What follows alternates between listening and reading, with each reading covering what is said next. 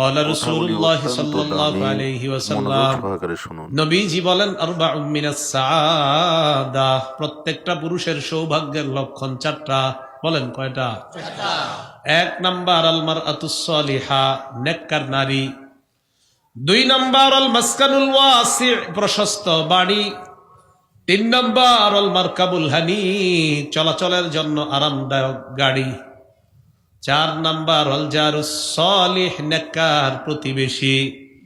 এক নাম্বার নেককার নারী যদি কারো বিবি হয়ে যায়, সৌভাগ্যের এক নাম্বার লক্ষণ তার অর্জন হয়ে যায়।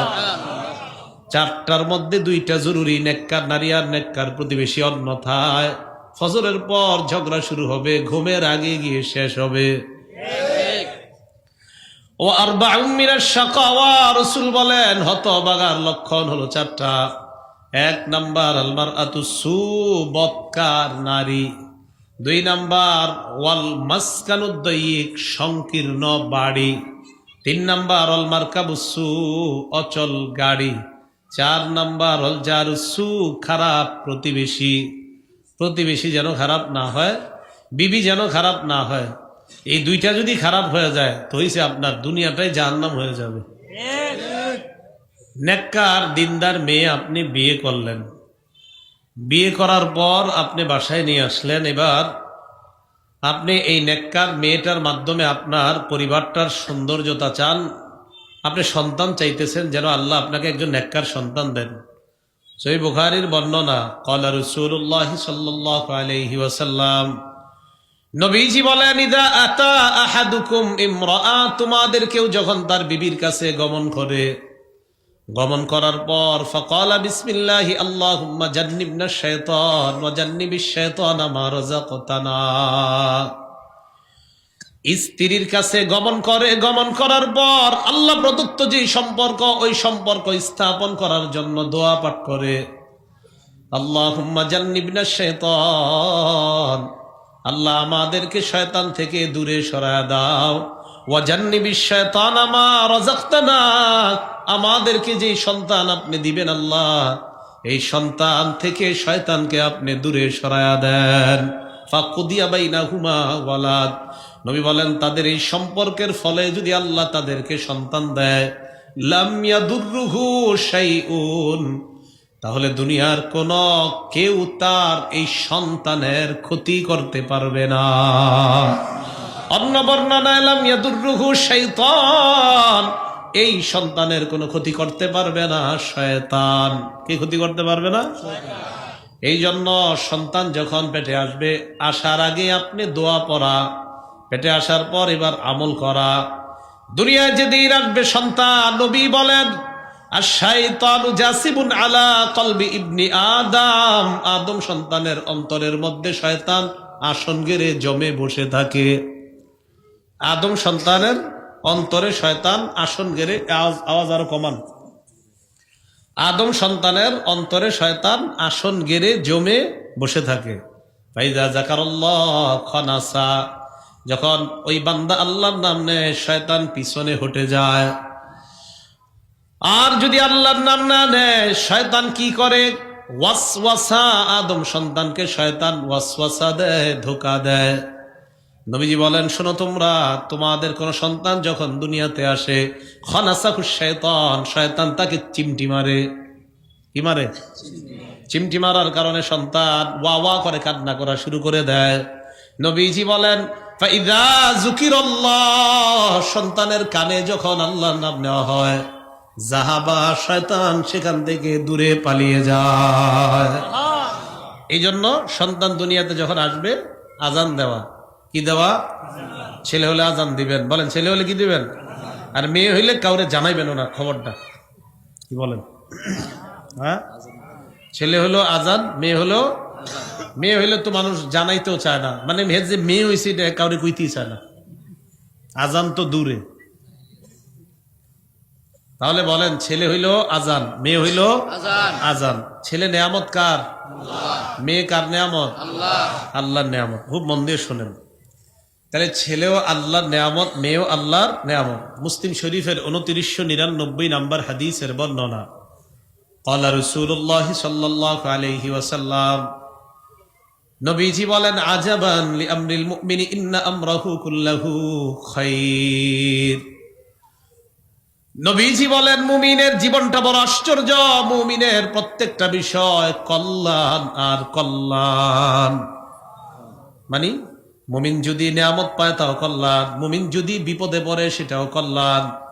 নবীজি বলেন ইন আসাবাতহু সাররা শাকারা, মুমিনের জীবনে যদি বিপদ আসে মুমিন শুকরিয়া আদায় করে। নাকি বিপদ আসলে ইন আসাবাতহু সাররা শাকারা, মুমিনের জীবনে নিয়ামত আসলে শুকরিয়া আদায় করে। আল্লাহ নবী বলেন মুমিন যখন শুকরিয়া আদায় করে ফাকানা খায়রাল্লাহ, এই শুকরিয়া আদায় মুমিনের জন্য কল্যাণকর হয়ে যায়। ওয়া ইন আসাবাতহু দাররা সাবারা, মুমিনের জীবনে যদি বিপদ আসে মুমিন ধৈর্য ধারণ করে ফাকানা খায়রাল্লাহ, এটাও মুমিনের জন্য কল্যাণকর হয়ে যায়। তাহলে শুকরিয়া আদায় মুমিনের জন্য কল্যাণ, বিপদে ধৈর্য ধারণ করা এটাও মুমিনের জন্য কল্যাণ। ছেলে হোক মেয়ে হোক এটা আল্লাহর পক্ষ থেকে নেয়ামত, শুকরিয়া আদায় করা। সন্তান হওয়ার সময় যদি মারা যায়, মারা যাওয়ার পর আপনি পড়বেন ইন্না লিল্লাহি ওয়া ইন্না ইলাইহি রাজিউন। নবীজি বলেন কোন সন্তান যদি মারা যায়, মায়ের যেই সন্তানটা মাত্র দুনিয়াতে আসছে, আসার পর যদি এই সন্তান মারা যায়, বাবা মা যদি ধৈর্য ধারণ করে আর ইন্না লিল্লাহি ওয়া ইন্না ইলাইহি রাজিউন যদি পড়ে, নবীজি বলেন এই সন্তান তার মাকে নাভি দিয়ে পেঁচায়া ইয়াজুরু বিসারারিহি ইলাল জান্নাহ, সন্তান এই নাভি দিয়ে তার মাকে পেঁচিয়ে টানতে টানতে জান্নাতের দিকে নিয়ে যাবে। সন্তান যদি মারা যায় ইন্না লিল্লাহি ওয়া ইন্না ইলাইহি রাজিউন পড়া, আর যদি বেঁচে যায় আলহামদুলিল্লাহ। বেঁচে গেলে কি আলহামদুলিল্লাহ। এবার সন্তান আপনার দুনিয়াতে আসলো, তো সন্তানটা ছেলে হতে পারে মেয়ে হতে পারে। যদি মেয়ে হয় চেহারাটা কালো করবেন না, কপাল কুঁচকাইবেন না। চেহারা কালো করবেন না আর কপাল কি করবেন না, কুঁচকাইবেন না। সূরা নাহলের 58 নম্বর আয়াতে আল্লাহ বলেন ওয়াইদা বুশিরা আহাদুহুম বিল উনসা যাল্লা ওয়াজহুহু মুসওয়াদ্দান ওয়া হুয়া কাযীম। আল্লাহ বলেন কিছু মানুষ আছে এমন, তাদেরকে যদি কন্যা সন্তানের সুসংবাদ দেওয়া হয় তাদের চেহারাগুলা কালো হয়ে যায়, তাদের কপালগুলা এইভাবে কুঁচকায়, চেহারাগুলা কালো হয়ে যায়, কপাল কুঁচকায়, ভ্রু কুঞ্চিত করে। কন্যা কেন হলো? এই জন্য মেজাজটা খারাপ হয়ে যায়। ছেলে হইলে পুরা 14 গোষ্ঠীর মিষ্টি খাওয়ায়, মেয়ে হইলে সংবাদ দিতেও চায় না। এক মেয়ে আছে কাদের? এক মেয়ে আপনাদের? এক মেয়ে? সবার এক মেয়ে? যারা হাত তুলছেন হাত নামান। তাখরিজুল মুসনাদ কিতাবের নাম, 3 নম্বর খণ্ড, 294 নম্বর পৃষ্ঠা। ক্বালা রাসূলুল্লাহ সাল্লাল্লাহু আলাইহি ওয়াসাল্লাম, নবীজি বলেন মান বুলিদাত লাহু ইবনাতুন ফালাম ইয়াইদহা ওয়া লাম ইউহিনহা ওয়া লাম ইউসির ওয়ালাদাহু আলাইহা। নবীজি বলেন কারো যদি একজন কন্যা সন্তান হয়, এই কন্যাকে যদি জীবন্ত কবর না দেয়, কন্যাকে যদি কন্যা বলে অবজ্ঞা না করে, কারো যদি কন্যা সন্তান হয় কন্যাকে যদি জীবন্ত কবর না দেয়, কন্যাকে কন্যা গলায় যদি অবজ্ঞা না করে, ওয়ালাম ইউসির ওয়ালাদাহু আলাইহা, কন্যার উপর ছেলের যদি প্রাধান্য না দেয়, ছেলের যদি বেশি আদর না করে, ছেলে আছে মেয়ে আছে, ছেলেরই বেশি আদর করে এমন যদি না হয়, নবীজি বলেন আদখালাহুল্লাহু বিহাল জান্নাহ, এই এক কন্যার কারণে ওই বাবাকে আল্লাহ জান্নাতে প্রবেশ করাবেন। 2 কন্যা আছে কাদের? হাত তোলেন। আপনাদের 2 কন্যা? আপনাদের অবস্থা তো আরো ভালো। তিরমিজি শরীফের 1914 নম্বর হাদিসের বর্ণনা, عن أنس بن مالك رضي الله تعالى عنه قال قال رسول الله صلى الله عليه وسلم, আনাস ইবনু মালিক রাদিয়াল্লাহু তাআলা আনহুর বর্ণনা, আল্লাহর নবী বলেন মান আলা জারিয়াতাইন, যে ব্যক্তি 2 কন্যাকে লালন পালন করে, নবীজি বলেন দাখালতু আনা ওয়া হুয়াল জান্নাহ কাহাতাইন, আমি এবং ওই 2 কন্যার লালন পালনকারী অভিভাবক এইভাবে পাশাপাশি জান্নাতে প্রবেশ করব। দুই কন্যার অভিভাবক আর নবী এইভাবে পাশাপাশি জান্নাতে প্রবেশ করবে। আল জামিউস সগীর কিতাবের নাম, হাদিস নাম্বার 8083 নাম্বার হাদিস। ক্বালা রাসূলুল্লাহ সাল্লাল্লাহু আলাইহি ওয়াসাল্লাম, নবীজি বলেন, মা মিন মুসলিমিন তুদরিকুহু ইবনাতান, কোন মুসলমানের যদি দুটি কন্যা সন্তান হয়, ফায়ুহসিনু সুহবাতাহুমা, ওই কন্যাকে যদি লালন পালন করে, ইল্লা আদখালাতাহুল জান্নাহ, ওই দুই কন্যা ওই বাবাকে জান্নাতে প্রবেশ করায় দেয়। তিন কন্যা কাদের? আপনাদের তিন কন্যা? আত্মান সিলসিলাতুস সহিহা একটা হাদিসের কিতাব আছে, এই কিতাবের 1027 নাম্বার হাদিস। ক্বালা রাসূলুল্লাহ সাল্লাল্লাহু আলাইহি ওয়াসাল্লাম, নবীজি বলেন, মান কানা লাহু সালাসু বানাত, কারো যদি তিনজন কন্যা সন্তান থাকে, ফায়ুবিহিন্না ওয়া ইয়ারহামুহুন্না ওয়া ইহসিনু ইলাইহিন্না, এই তিন কন্যাকে যদি ভালোভাবে লালন পালন করে, আশ্রয় দেয়, দয়া করে, মায়া করে, কন্যা বলে কখনো অবজ্ঞা করে না, কন্যা বলে কখনো তাদেরকে ফেলে দেয় না, বাবা তার কন্যাগুলাকে বলে চিন্তার কোনো কারণ নাই, আমি বাবা তোমাদের জন্য আছি, চিন্তার কোনো কারণ নাই, এইভাবে কন্যাদেরকে যদি লালন পালন করে কোনো বাবা, নবীজি বলেন, ওয়াজাবাত লাহুল জান্নাহ আল বাত্তাতা, ওই বাবার জন্য, ওই অভিভাবকের জন্য অবধারিত ভাবে আল্লাহর জান্নাত ওয়াজিব হয়ে যায়, জান্নাত ওয়াজিব হয়ে যায়। তিন বোন আছে কাদের? তিন বোন অথবা দুই বোন, হ্যাঁ, তিন বোন বা দুই বোন, বা হাত নামান। এটা কিতাব আছে আল আদাবুল মুফরাদ, এই কিতাবের 59 নাম্বার হাদিস, ইমাম বুখারীর কিতাব এটা।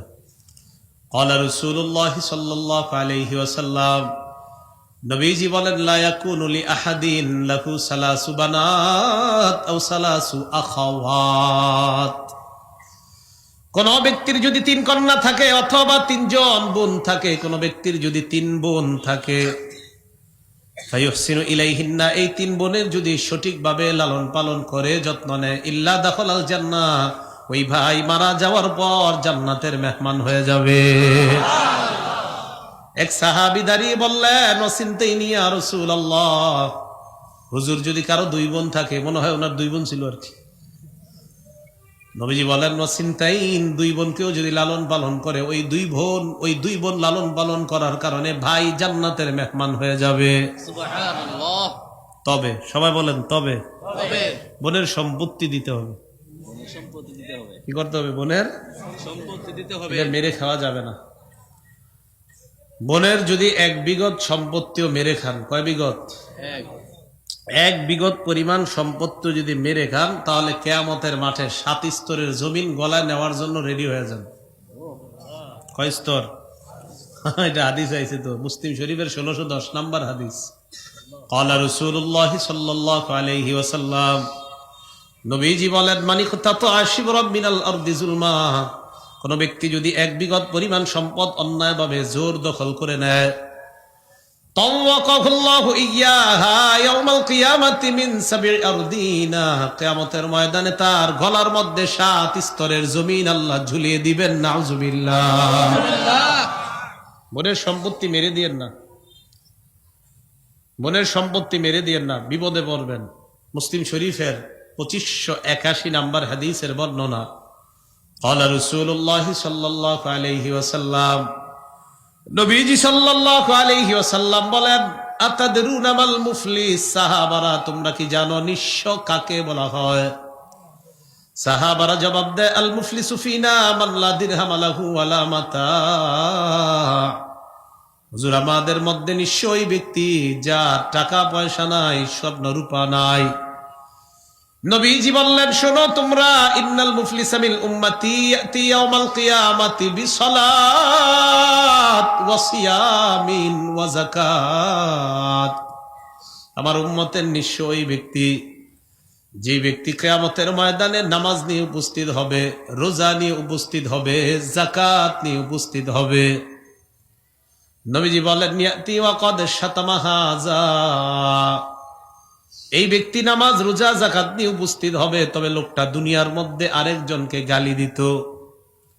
ওয়া শাতামা হাযা ওয়া কাযাফা হাযা, আরেকজনের উপর ঢিল ছুঁড়ে মারত। ওয়া আকালা মালা হাযা, আরেকজনের সম্পদ পেটের মধ্যে ঢুকাইতো। প্রত্যেক বছর রমজান মাসে উমরা করতো, আর প্রতি বছর হজে যাইতো, আর আরেকজনের টাকা মাইরা খাইতো।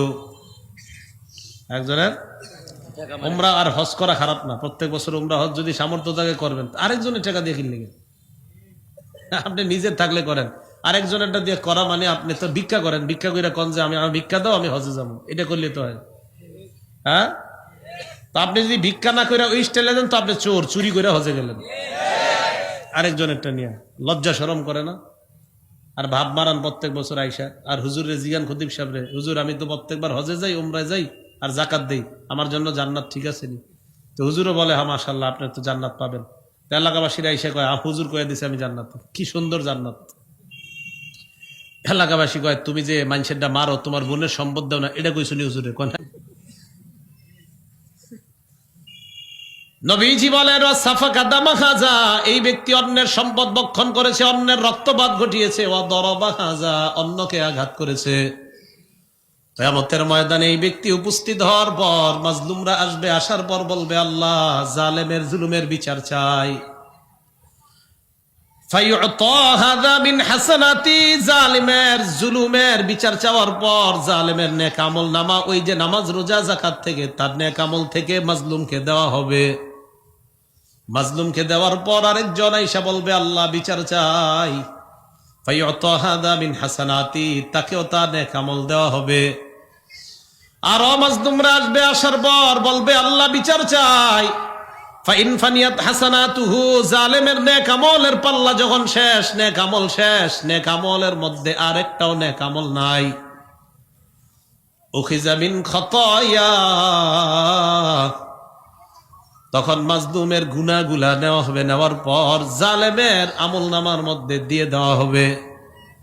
সুম্মা তুরিহা ফিন্নার, এরপর জালেমকে জাহান্নামে নিক্ষেপ করা হবে।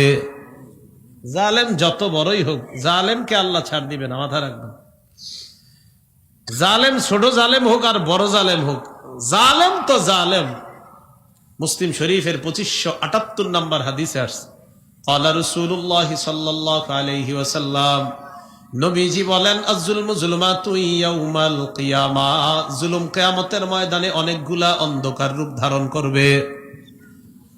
মুসলিমের 2577 নম্বর হাদিসের বর্ণনা, হাদিসে কুদসির মধ্যে আল্লাহ বলেন ইয়া ইবাদি ইন্নী হারামতু যুলমা আলা নাফসি, হে বান্দারা আমি নিজের উপর হারাম করলাম, আমি কারো উপর জুলুম করি না। ওয়াজআলতুহু বাইনাকুম মুহাররামা, আমি তোমাদের উপর হারাম করে দিলাম, তোমরা একে অপরের উপর জুলুম করবা না। আল্লাহ কারো উপর জুলুম করে না, আমি আপনি কারো উপর জুলুম করা এটা আল্লাহ আমাদের জন্য হারাম করে দিয়েছেন, তাই আমরা কারো উপর জুলুম করব না। আল্লাহ বলেছেন ফালা তাযালামু, তোমরা কারো উপর জুলুম করবা না। আল্লাহ আমাদের সকলকে বোনদের সম্পত্তিগুলা যেন আমরা যথাভাবে সঠিকভাবে আদায় করে দিতে পারি, আল্লাহ তৌফিক দান করেন, আমিন। আম্মা জান আয়েশা সিদ্দিকা রাদিয়াল্লাহু তাআলা আনহার বর্ণনা, তিরমিজি শরীফের 1915 নম্বর হাদিস। এক মহিলা আসছে ওনার কাছে, আসার পর ওই মহিলার সাথে দুই মেয়েও আছে, আম্মা জানের কাছে আসছে। ফাসআলাতনি, আমার কাছে সাহায্য চায়। ফালাম তাজিদ ইনদি গায়রা তামরা, আমার কাছে একটা খেজুর ছাড়া সাহায্য দেওয়ার মতো আর কিছুই নাই। আম্মা জান আয়েশা সিদ্দিকা বলেন আমার ঘরে একটা খেজুর, এই খেজুর ছাড়া দেওয়ার মতো আর কিছু নাই। ফাআতাইতুহা, আমি তাকে খেজুরটা দিয়ে দিলাম। খেজুর দিয়ে দেওয়ার পর ফাকাসামাতহা বাইনা ইবনাতাইহা, আম্মা জান বলেন আমি তাকায়া দেখলাম মা একটা খেজুর দুই ভাগ করে দুই মেয়েকে দিয়ে দেয়। এক খেজুর দিলাম, এই খেজুর দুই ভাগ করে দুই মেয়েকে দিয়ে দিস। মেয়ে দুইটাকে দেওয়ার পর মেয়ে দুইটা খেজুর খায়, মা খেজুর খায় না।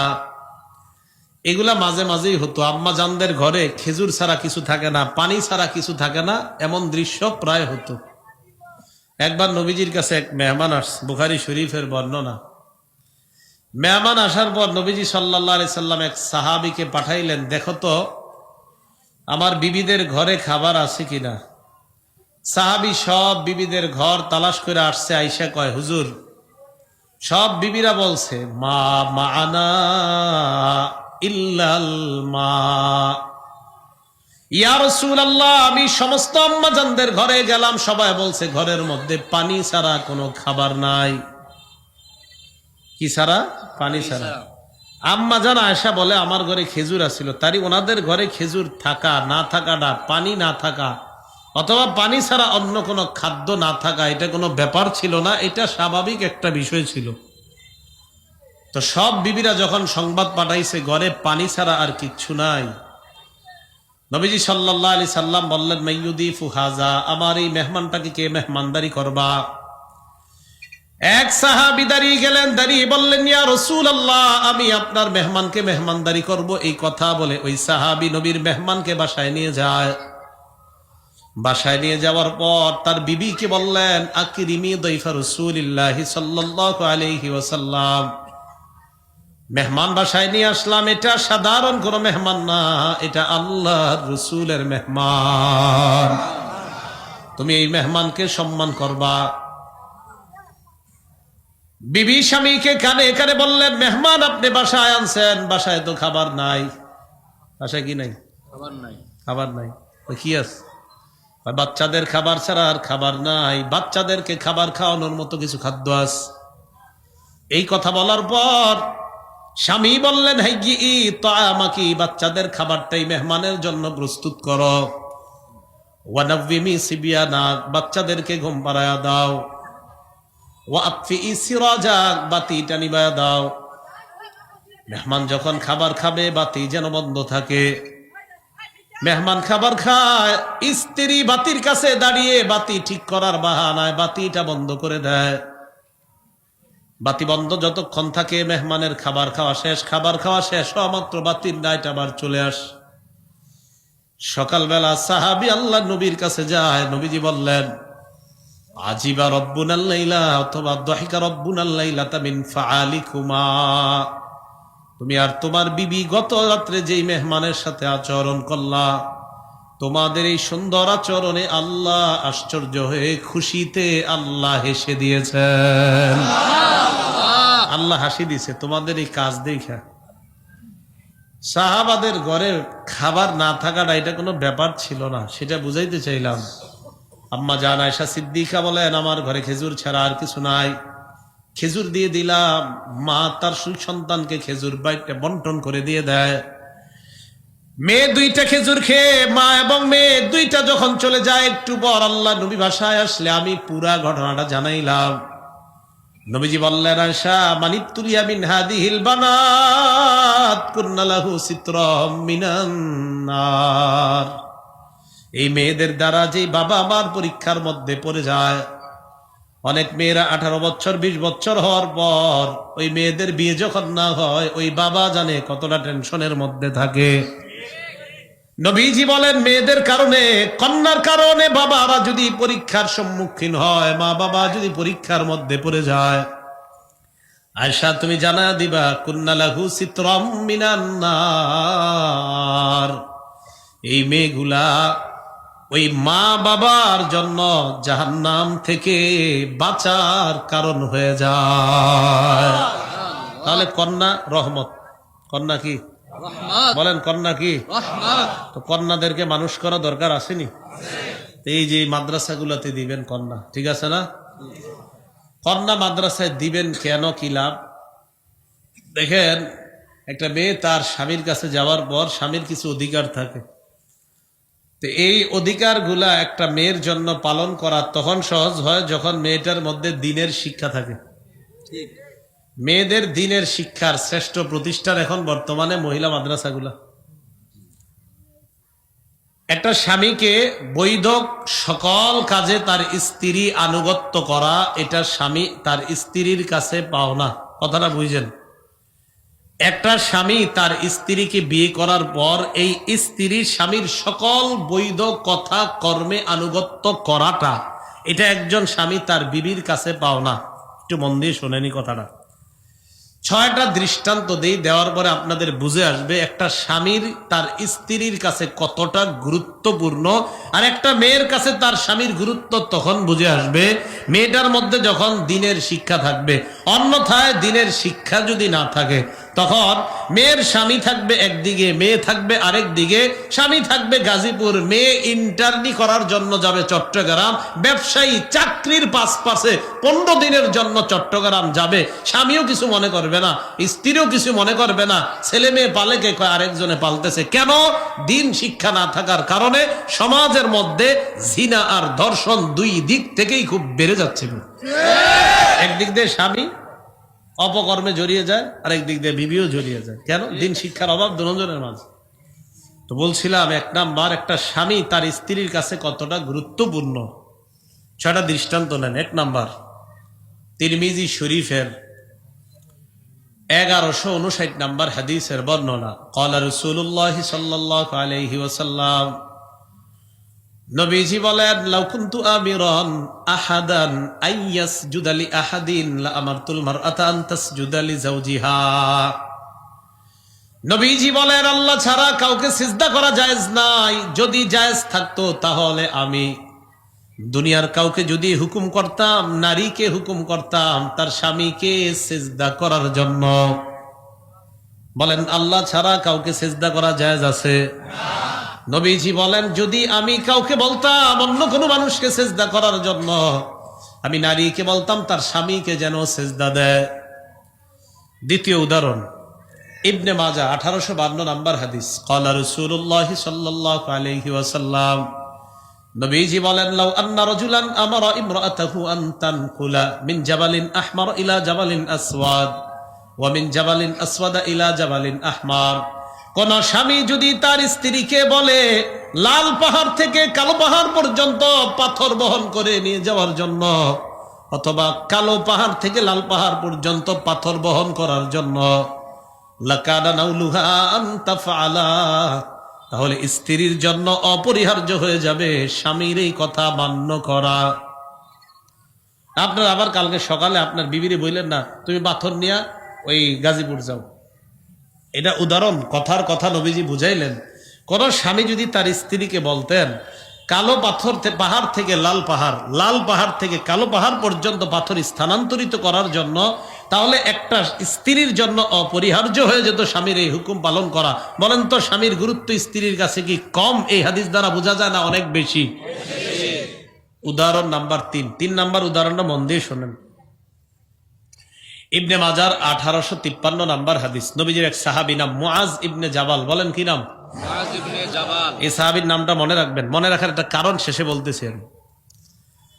হাদিসের বর্ণনাকারী আব্দুল্লাহ ইবনে আবি আওফা রাদিয়াল্লাহু তাআলা তিনি বলেন, লাম্মা কদিমা মুআজুম মিনাশ শাম, নবীজির সাহাবী মুআজ ইবনে জাবাল যখন শাম দেশে গেলেন, শাম দেশ থেকে যখন রওনা করলেন, আগমন করলেন যখন মদিনায়, আগমন করার পর একটা কর্ম করলেন। এই কর্মটা, শব্দটা শোনার পর সবাই নাউজুবিল্লাহ জোরে বলবেন।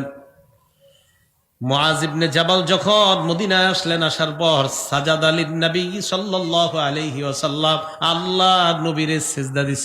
নাউজুবিল্লাহ। নবীরে কি করতে? সিজদা দিছে। নবীজি সাহাবী নবীজিরে সিজদা দিছে। নবীজি বললেন, মা হাযা ইয়া মুআজ, মুআজ এটা তুমি কি করলা? এটা কি করলা তুমি?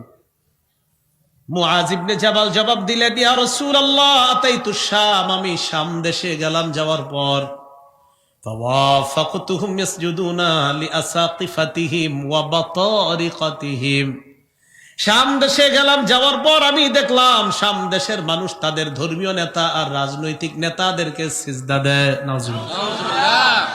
ফাওয়াদিতু ফি নাফসি আন্না ফাআলা যাকা বিকা ইয়া রাসূলুল্লাহ, আমি নিয়ত করলাম মদিনায় আইসাই আপনারে সিজদা দিমু। কারণ এরা সিজদা দেয় নেতাকে, তো আমি কেন দিব না? নবীজি যে জবাবটা দিলেন, এই জবাবটা আপনাদেরকে যদি কেউ আল্লাহ ছাড়া অন্য কাউরে সিজদা দিতে বলে, জবাবটা দিতে পারবেননি? নবীজি বললেন, ফালা তাফআলু মুআজ, কশিন কালো এটা করবা না। বলেন তো, আল্লাহর শ্রেষ্ঠ মাখলুককে মুহাম্মদ সাল্লাল্লাহু আলাইহি ওয়াসাল্লাম, আল্লাহর শ্রেষ্ঠ মাখলুককে মুহাম্মদ সাল্লাল্লাহু আলাইহি ওয়াসাল্লাম।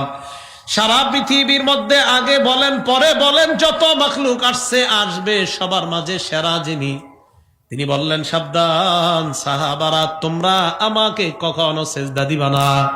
তাহলে আমার নবীকে যেখানে সেজদা দেওয়া হারাম, সেখানে কোনো মুহাদ্দিস মুফতি শাইখুল হাদিস পীর ফকির গাউস কুতুব সাগরের কেউ সেজদা দেওয়া হারাম, ঠিক না? নবীজির চেয়ে বড় পীরও নাই, বড় বুজুর্গ নাই, বড় শাইখুল হাদিস আল্লামা নাই, হবে না, আসবে না, ওনাকে সেজদা দেওয়াই হারাম। তো আমি আপনি কে, আমাদের কোনো মানুষকে সেজদা দেওয়া হারাম? নবীজি সাল্লাল্লাহু আলাইহি সাল্লাম এবার শেষের দিকে কি বলে দেখেন, শোনো শোনো তোমরা, কি কয়, লাউ কুনতু আমিরান আইয়াসজুদা লি আহাদিন লিগাইরিল্লাহ, আল্লাহ ছাড়া যদি আমি অন্য কাউকে সেজদা দেওয়ার জন্য কোনো মানুষকে হুকুম করতাম, লা আমারতুল মারআতা আন তাসজুদা লিজাওজিহা, স্ত্রীকে বলতাম স্বামীকে সেজদা করার জন্য। তাহলে এই হাদিসেও শেষের দিকে এই কথাটা বলার কারণে স্বামীর গুরুত্ব কমছে না বাড়ছে? নবীজি বলেন আল্লাহ ছাড়া কাউকে সেজদা দেওয়া জায়েজ নাই, তাই আমি সেজদার কথা তোমাদেরকে বলবো না। হাদিসের শেষে নবী বলেন আল্লাযী নাফসি বিয়াদিহি, মুহাম্মাদুন সাল্লাল্লাহু আলাইহি ওয়াসাল্লাম, নবীজি সাল্লাল্লাহু আলাইহি ওয়াসাল্লাম বলেন আমার প্রাণ যেই সত্তার কুদরতি হাতে তার শপথ, লা তুআদ্দিল মারআতু হাক্কা রাব্বিহা হাত্তা তুআদ্দি হাক্কা যাওজিহা, কোন মেয়ে তার স্বামীর হক আদায় করার আগ পর্যন্ত রবের হক পরিপূর্ণ করতে পারবে না। একজন মেয়ে সব ঠিক আছে, নামাজ পড়ে, রোজা রাখে, সব ঠিক, তো স্বামীর সাথে প্রত্যেকদিন ঝগড়া করে, স্বামীর হক আদায় করে না, স্বামীর নামে যত অপবাদ আছে দিতে থাকে। স্বামী মানে সে নামাজ পড়ে, রোজা রাখে, সব, কিন্তু স্বামীর সহ্য করতে পারে না, কোনো কারণ ছাড়া, এমনি হুদাই সহ্য করতে পারে না। আপনি রবের হক ততক্ষণ আদায় করতে পারবেন না যতক্ষণ স্বামীর হক আদায় না করবেন। আজকে বাবুনরা যারা মহিলা মাদ্রাসা কেন্দ্র করে আসে, এরা বলবে হুজুর আপনি এই অধিকার আলোচনা করলেন, আমগো অধিকার নাই। আপনাদের অধিকার সম্পর্কে আমার যত লম্বা বয়ান আছে, এত লম্বা বয়ান অন্য কেউ করে না। যেই বয়ান আমি মহিলাদের অধিকার নিয়ে আলোচনা আছে আমার, আপনারা দেখবেন মহিলাদের অধিকার নিয়ে অনেক লম্বা আলোচনা আছে আমার, নারীদের অধিকার। তো আপনি কটা তো অনেক করলাম, আজকে দুই একটা শোনেন না স্বামীদেরটা। রাসূল সাল্লাল্লাহু আলাইহি সাল্লাম বললেন রবের হক ততক্ষণ পুরা করতে পারবে না যতক্ষণ স্বামীর হক পুরা না করবে। উদাহরণ নাম্বার 4, এই 4 নাম্বার উদাহরণে একটা সাহাবীর নাম বলবো। আলেমরা সারা বলেন তো আগের হাদিসে একজন সাহাবীর নাম মনে রাখতে বলছি কি নাম? তাহলে কেউ যদি আপনাদের গাইসা দাওয়াত দেয় চলো অমুক দরবারে যাই, তো আপনি জানেন যে ওখানে গেলে সিজদা দেওয়া লাগে কোন মানুষকে, আপনি বলবেন নবীজির সাহাবী মুআজ রাদিয়াল্লাহু তাআলা আনহু শাম দেশে গিয়া দেখছে মানুষ তাদের নেতাদেরকে সিজদা দেয়, এটা দেখা এই মুআজ রাদিয়াল্লাহু তাআলা নবীজির সিজদা দিছিল, নবীজি ডাইরেক্ট নিষেধ করে দিয়েছে সিজদা দিতে। ভাই নবী সবচাইতে শ্রেষ্ঠ, আর ওনার সাহাবারা শ্রেষ্ঠ উম্মত, শ্রেষ্ঠ নবী শ্রেষ্ঠ উম্মতকে বলে দিয়েছে সিজদা দিতে নিষেধ, অতএব তুমি আমারে যতই বুঝাও আল্লাহ ছাড়া আমি কাউকে সিজদা দিব না। এগুলো 3 নাম্বার দৃষ্টান্ত। দৃষ্টান্ত নাম্বার 4, এই জায়গায় একজন সাহাবীর নাম বলবো, ওনার নামটাও মনে রাখবেন, কাইস ইবনে সাদ। কি নাম? পুরাটা সাধারণ যারা আছেন পুরাটা মনে রাখতে হবে না, শুধু মনে রাখেন কাইস, আর আগের সাহাবী মুআজ, আর এই সাহাবীর নাম কাইস। এই কাইস ওনার নামটা মনে রাখবেন কেন? এটার কারণ আছে। মুআজ রাদিয়াল্লাহু তাআলা আনহুর নাম মনে রাখবেন এই কারণে যে মানুষ সিজদা দেওয়া জায়েজ নাই, আর কাইস রাদিয়াল্লাহু তাআলা আনহুর ব্যাপারে হাদিসটা শুনেন তখন বুঝবেন। আবু দাউদ শরীফের 2140 নাম্বার হাদিস। এই কাইস রাদিয়াল্লাহু তাআলা আনহু বলেন আতাইতুল হিরা, কুফার একটা এলাকা আছে নাম হীরা, এলাকার নাম কি? হীরা। হীরা প্রদেশে আমি গেলাম, যাওয়ার পর ফারাআইতুহুম ইয়াসজুদুনা লিমাযুবানিন লাহুম, সেখানে গিয়ে দেখলাম তারা তাদের নেতারে সিজদা দেয়। নাউজুবিল্লাহ। এখন উনি কি কয় দেখেন, ফাকুলতু, আমি মনে মনে বললাম রাসূলুল্লাহি আহাক্কু আইয়ুসজাদা লা, আরে মানুষ যদি সেজদা পাওয়ার যোগ্য হয় তাহলে রাসূল সাল্লাল্লাহু আলাইহি ওয়াসাল্লাম সেজদা পাওয়ার সবচাইতে বেশি যোগ্য। সত্যি কথা, কোন মানুষ যদি সেজদা পাওয়ার যোগ্য হয় দুনিয়াতে তো নবীজি সবচেয়ে বেশি যোগ্য হবেন। যদি হতো তো নবী হতেন, ওনার চেয়ে দামি তো আর কেউ নাই। তো উনি মনে মনে এটা বললেন সাহাবী কাইস। উনি কি করলেন? উনি বলেন আতাইতুন নাবিয়্যা সাল্লাল্লাহু আলাইহি ওয়াসাল্লাম, আমি সোজা আল্লাহ নবীর কাছে আসলাম। আসার পর আল্লাহ নবীকে বললাম ইয়া রাসূলুল্লাহ আতাইতুল হিরা, আমি হীরা দেশে গেলাম। কুফার হীরা নগরীতে গেলাম, যাওয়ার পর রাআইতুহুম ইয়াসজুদুনা লিমারজুবানিল্লাহুম, দেখলাম তারা তাদের নেতাকে সিজদা দেয়। তা আমিও একটা নিয়ত করছি, আপনারে সিজদা দিমু। আগের সাহাবী তো দিয়ে ফেলছে, আর উনি বলতেছে আমি নিয়ত করছি আপনারে দিমু। নবীজি বলেন কি বলতে চাও? কাফা আনতা ইয়া রাসূলুল্লাহ আহাক্কু আন নাসজুদা লাহ। আমি চিন্তা করে দেখলাম সিজদা পাওয়ার বেশি যোগ্য আপনি। এটা সত্যি কথাই তো, যদি কারো সিজদা দেওয়া জায়েজ হয় তা আপনি বেশি যোগ্য। নবীজি সবচেয়ে বেশি যোগ্য যদি জায়েজ হতো, কি বলেন? কিন্তু আল্লাহ ছাড়া কাউকে সিজদা দেওয়া জায়েজ নাই। তো নবীজি কয় এটা তুমি কি কইলা? জি হুজুর, নবীজি যে কথাটা বলছে সারা জীবন মনে রাখেন। নবীজি কয় আর আইতা লাউ মাররতা বিকবরি আকুনতা তাসজুদু লা। নবীজি বলেন মনে করো তুমি যদি আমার কবরের সামনে দিয়ে যাইতা, আমার কবরকে কি তুমি সিজদা করতা? নবীজি কি জিন্দা? তখন কি নবীজি জীবিত না কবরে? জীবিত। নবীজি কয় আমার ইন্তেকালের পর আমার কবরের সামনে দিয়ে গেলে কি আমার কবরকে সিজদা করতা? কয় জি না। নবীজি বলেন ফালা তাফালু, শোনো তুমি যেমনি ভাবে আমার জীবদ্দশায়ও আমাকে সিজদা করবা না, আমি দুনিয়া থেকে বিদায় নেওয়ার পর আমার কবরকেও সিজদা করবা না। কি বোঝা যায়?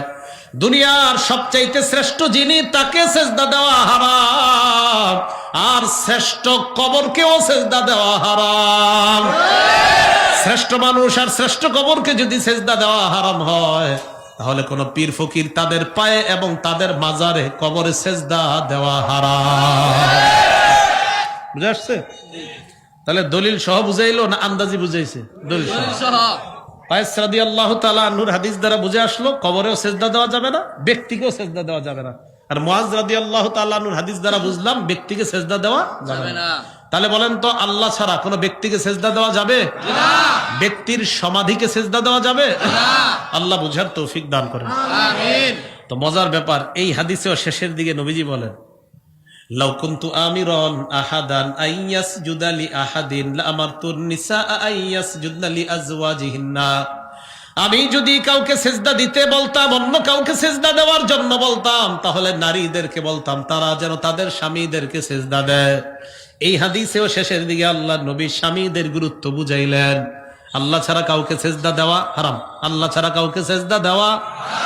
যদি জায়েজ থাকতো নবী বলেন আমি বলতাম নারীরা যেন স্বামীকে সিজদা দেয়। গুরুত্ব কম না বেশি? 5 নাম্বার দৃষ্টান্ত, একটা কিতাব আছে নাম সহিহুল জামি', এই কিতাবের 660 নম্বর হাদিসের বর্ণনা। ক্বালা রাসূলুল্লাহ সাল্লাল্লাহু আলাইহি ওয়াসাল্লাম, নবীজি বলেন ইদা সাল্লাতিল মারআতু খামসাহা, মহিলারা 4টা কাজ করবে। বলেন কয়টা? 4টা। আপনাদের বিবিদেরকে বাসায় গিয়ে বলবেন 4 আমল পাবন্দির সাথে যত্ন সহকারে করতে। বলেন তো কয় আমল? 4 আমল। 1 নাম্বার ইদা সাল্লাতিল মারআতু খামসাহা, 5 ওয়াক্ত নামাজ ঠিক মতো পড়বে।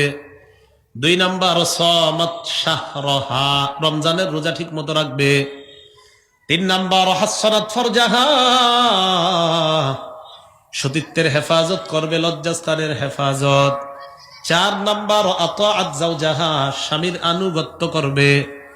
এই নারী যখন মারা যাবে কিলা লাহা উদখুলিল জান্নাতা মিন আইয়ি আবওয়াবিল জান্নাতি শি'তি, এই নারীকে বলা হবে জান্নাতের যেই দরজা দিয়ে মন চায় ওই দরজা দিয়ে জান্নাতে প্রবেশ করো।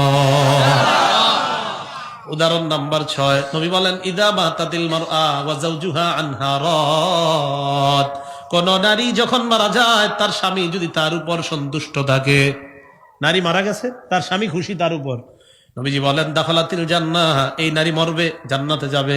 সুবহানাল্লাহ। নারী মারা যাওয়ার সময় স্বামী সন্তুষ্ট। এখন স্বামী স্ত্রীর এই মাঝে আপনার মহব্বত দূরত্ব তৈরির সবচাইতে শ্রেষ্ঠ একটা কারণ কি? অথচ স্বামীর অধিকার, স্বামী যদি স্ত্রীকে তার বিশেষ প্রয়োজনে তার কাছে ডাকে আর স্ত্রী যদি কোনো কারণ ছাড়া অস্বীকার করে, নবীজি বলেন সারা রাত ফেরেশতা তার উপর অভিশাপ দেয়। হ্যাঁ সত্যি কথা, ফেরেশতা সারা রাত তার উপর কি দেয়? অভিশাপ দেয়। বুখারী শরীফের বর্ণনা 3237 নম্বর হাদিস।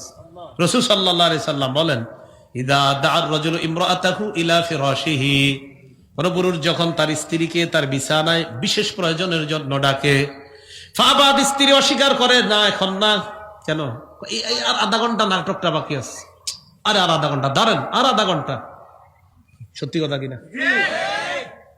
স্বামীর চেয়ে মোবাইলের মহব্বতটা বেশি হয়ে গেছে, ঠিক। স্বামীর চেয়ে অন্য কিছুর মহব্বত বেশি হয়ে গেছে। এই টেলিভিশন, ইলেকট্রনিক মিডিয়া ঘর থেকে সরান, মহব্বত ঘরের মধ্যে ভরপুর চলে আসবে। মহব্বত গুলা উঠে যাইতেছে ঘর থেকে, একদম সরে গেছে মহব্বত। কষ্ট নিয়েন না, সত্যি মহব্বত নাই, মহব্বত নাই। স্বামী ডাকে, স্ত্রী আরেকটু দাঁড়ান না, আরেকটু একটু পরে আসতেছে। তো এই যে মানে আপনার স্বামীর চেয়ে একটা হইতে পারে আপনার সন্তানের দুধ খাওয়াইতেছেন, সন্তানের খানা খাওয়ান, এটা ঠিক আছে, গুরুত্বপূর্ণ কাজ, কিন্তু কোনো কাজ না, অনর্থক একটা কাজে আপনি আছেন। আপনার স্বামী ডাকলো, বললেন কি আরেকটু পরে, আরেকটু পরে, আপনি এটা কি করলেন?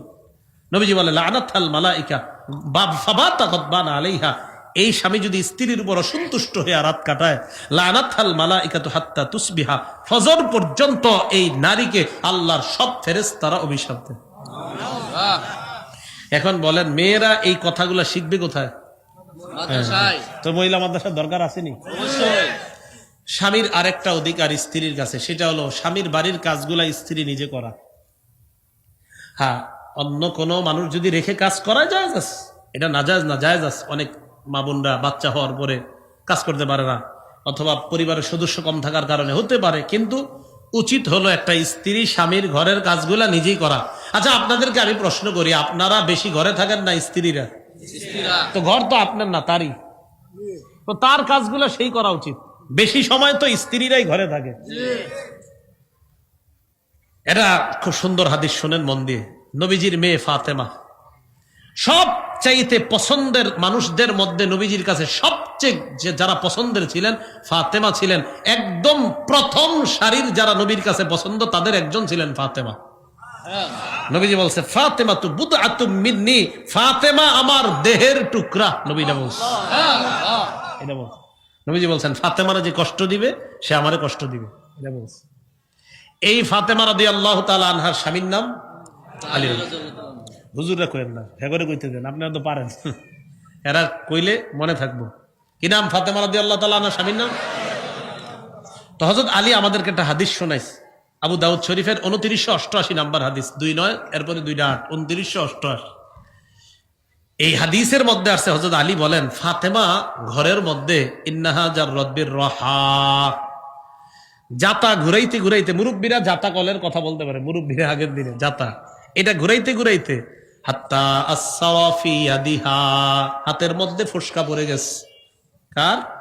দুনিয়ার শ্রেষ্ঠ মানুষের একজন কন্যা, যিনি দুনিয়ার শ্রেষ্ঠ একজন কন্যা, তিনি ঘরে জাতা ঘুরাইতে ঘুরাইতে হাতে ফোসকা পড়ে গেছে। 2 নাম্বার আসাকাত বিল কিরবা হাত্তা আসরাফি নাহরিহা, কলসি ভর্তি পানি টানতে টানতে শরীরে দাগ পড়ে গেছে। কলসি দিয়ে পানি আনে না মা বোনরা, এরকম। ওয়া কানাসাতিল বাইতা হাত্তা বাররাত সিয়াবুহা, ঘর ঝাড়ু দিতে দিতে পোশাকগুলা প্রায় সময় ময়লা হয়ে যায়। আলী রাদিয়াল্লাহু তাআলা আনহু বলেন আতান নবী সাল্লাল্লাহু আলাইহি ওয়াসাল্লাম খাদামুন, আল্লাহর নবীর দরবারে একদল খাদেম উপহার আসছে। আগের জামানায় খাদেম উপহার আসতো, খাদেম। তো নবীজি এগুলারে বন্টন করে বিভিন্ন জায়গায় দিয়ে দিতেন। হযরত আলী ফাতেমাকে বললেন, ফাতেমা লাউ আতাইতি আবাকি, যদি তুমি তোমার আব্বার কাছে যাইতা, ফাসালতিহি খাদিমা, তোমার আব্বার কাছ থেকে একটা খাদেম যদি চেয়ে আনতে পারতা, তোমার কষ্ট একটু কম হইতো। ফাতাতহু ফাতেমাতু রাদিয়াল্লাহু তাআলা আনহা ফাওয়াজাদাত ইনদাহু হুদ্দাসা, ফাতেমা বাবার কাছে আসলেন, আসার পর দেখে অনেক মানুষ কথাবার্তা বলে, কথা না বইলা ফাতেমা এসে দেখে আব্বার সামনে অনেক মানুষ। ফারাজাআত, হযরত ফাতেমা চলে যায়। মনে করেন আপনাদের কারো ডাক্তারের একটা দোকান আছে বাজারে, অথবা আপনার কারো দোকান আছে, তা আপনার দোকানে আপনার মেয়েটা গেছে, বোরকা টোরকা পরে গেছে, গিয়া একটু আড়ালে দাঁড়ায় আছে, মানে আব্বা কখন একা হবে, আব্বার সাথে একটু কথা বলবো, কিন্তু আপনার দোকানে মানুষ আর কমে না। বাবা কি করবে বলেন তো? বাবা তো যদি খেয়াল করে আমার মেয়েটা আসছে, মানুষদের কারণে কথা বলতে পারে নাই, 60-8টা লাগাইয়া সর্বপ্রথম মেয়ের কাছে যাবে, তুমি গেলা দোকানে কেন মা? নবীজিও সেম কাজ করলেন। নবীজি দেখলেন ফাতেমা আসছে, কথাবার্তা না বইলা চলে গেছে। আতাহা মিনাল গদি, পরের দিন নবীজি নিজে ফাতেমার বাড়িতে চলে গেছে। ফাতেমা, মা কান হাজাতু কি, কালকে কেন গেছো? আমি তো সব দেখছি, তুমি যে গেছো, কেন গেছো? হযরত ফাতেমা চিন্তা করতেছে কিমনে আব্বারে কই, লজ্জায় চুপচাপ সাকাতাত, চুপ রইস, মানে বাপেরও তো বলতে হবে আব্বা কাজ করতে করতে ফসকা পড়ছে, এটা বলতে পারতেছে। হযরত আলী কয় ইয়া রাসূলুল্লাহ উহাদ্দিসুকা, আমি বলি। সুবহানাল্লাহ, হুজুর আমি বলি। নবীজি কয় হ্যাঁ বলো। ইন্নাহা জাররাত বিররাহা, হুজুর জাতা ঘুরাইতে ঘুরাইতে হাত্তা সারাত ফি ইয়াদিহা, হাতের মধ্যে ফসকা পড়ে গেছে। নবীজি কয় তারপর ওয়া হামালাত বিল কিরবা, কলসি ভর্তি পানি টানতে টানতে হাত্তা আসসারাত ফি নাহরিহা, শরীরের মধ্যে দাগ পড়ে গেছে। নবীজি বললেন তারপর ইয়া রাসূলুল্লাহ ফালাম্মা আনজা আকাল খাদাম, আপনার দরবারে কিছু খাদেম আসছে। আমার তুহা আনতা আতিয়াকা ফাতাস্তাখদিমাকা খাদিমা, আমি ফাতেমাকে বললাম আপনার কাছে যে একটা খাদেম চেয়ে নেওয়ার জন্য। কথা শেষ তোমাদের? জি। খাদেম কেন আনতে বলছো? কইয়া কিহা হাররামা হিয়া ফি, হুজুর ফাতেমার যাতে একটু কষ্ট কম হয় এই জন্য বলছি খাদেম আনতে। নবীজি হযরত ফাতেমাকে 4টা কথা বললেন। জোরে বলেন কয়টা?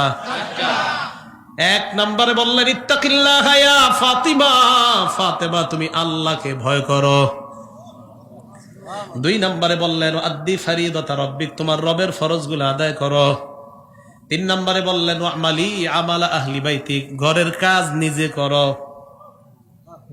ঘরের কাজ নিজে করো। শ্রেষ্ঠ মানুষ শ্রেষ্ঠ কন্যাকে বলতেছে, শ্রেষ্ঠ মানুষ শ্রেষ্ঠ কন্যা, শ্রেষ্ঠ মানুষ শ্রেষ্ঠ কন্যা। আমার আপনার ভাবের শেষ থাকে না। ওয়ামালি আমালা আহলি বাইতিক, ঘরের কাজ নিজে করো। 4 নম্বরে নবী বললেন ইদা আখাস্তিমাত জাকিমা, সারাদিন কষ্ট করার পর যখন বিছানায় যাও তখন 3টা আমল করবা। কয়টা? 1 নম্বর সাব্বিহি সালাসা ওয়া সালাসিনা, 33 বার সুবহানাল্লাহ পড়বা। ওয়াহমাদি সালাসা ওয়া সালাসিনা, 33 বার আলহামদুলিল্লাহ পড়বা। ওয়া কাব্বিরি আরবা ওয়া সালাসিনা, 34 বার আল্লাহু আকবার পড়বা। নবীজি বলেন ফাহিয়া মিআই, হলো 100 বার। ফাহিয়া খায়রুল লাকি মিন খাদিম, ফাতেমা আমি বাবা তোমাকে যে আমলটা শিখিয়ে দিলাম, সারাদিন কাজ করার পর এই আমলটা একজন খাদেমের চাইতে তোমার জন্য কল্যাণ। মোল্লা আলী কারি রহমতুল্লাহি আলাই এই হাদিসের ব্যাখ্যায় লেখছেন সুবহানাল্লাহ আলহামদুলিল্লাহ আল্লাহু আকবার যখন সারাদিন ক্লান্তির পর মানুষ যখন পড়বে, তার এই তাসবিহ পড়ার কারণে ক্লান্তি আল্লাহ দূর করে দিবেন, ওই শক্তিটার ভর্তুকি হয়ে যাবে এই আমল করলে। এটা শুধু মেয়েরা এমন না, আপনারাও সারাদিন কাজকর্ম করার পর রাতে শোয়ার সময় 33 বার সুবহানাল্লাহ, 33 বার আলহামদুলিল্লাহ, 34 বার আল্লাহু আকবার। নবীজি বললেন ফাতেমা এটা করো। ফাতেমা এই কথা শুনে বললেন রাদিতু আনিল্লাহ ওয়া আর রাসূলিল্লাহি সাল্লাল্লাহু আলাইহি ওয়াসাল্লাম, আমি আল্লাহ আর আমার বাবার ফয়সালা মেনে নিলাম। আব্বা আমার খাদেম লাগবে না, আমি আল্লাহর ফয়সালা মেনে নিলাম, আপনার ফয়সালা মেনে নিলাম।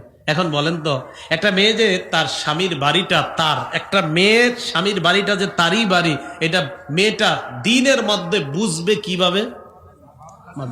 কোথায় গেলে বলেন তো?